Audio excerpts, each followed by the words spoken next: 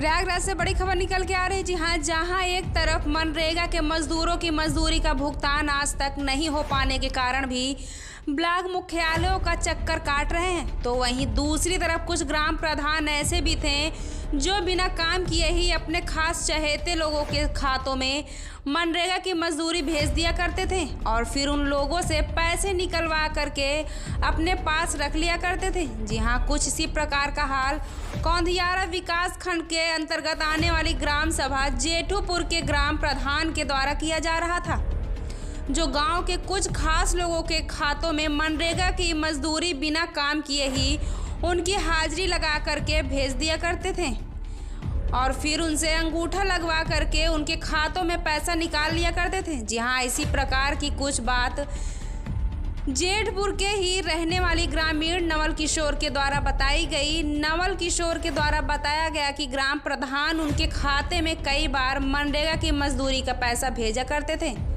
और फिर रोजगार सेवक व ग्राम प्रधान आकर के बताते थे कि उनके खाते में इतने रुपए भेज दिए गए हैं। जी हाँ, और वहाँ उन्हें ले करके बैंक में पहुंचकर उनसे पैसा निकलवा करके ही बैंक में लिया करते थे, जबकि इसके बदले में ग्राम प्रधान व रोजगार सेवक उन्हें 200 से 300 रुपए दे दिया करते थे।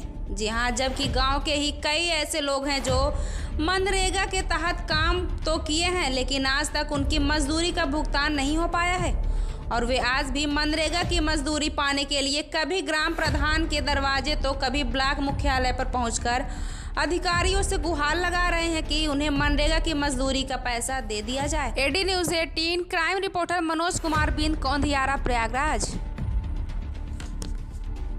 प्रधान जी को कितना देते थे? प्रधान जी आपको कितना देते थे? हमारा 100 रुपया हम पावते रहे। 100 रुपया। तो लगभग कितनी बार आपने अपने खाते से पैसा निकाल के प्रधान जी को दिया होगा? हम 2-3 दानी। क्या नाम है आपका? नवल किशोर। प्रधान जी कौन है? इंद्रकली।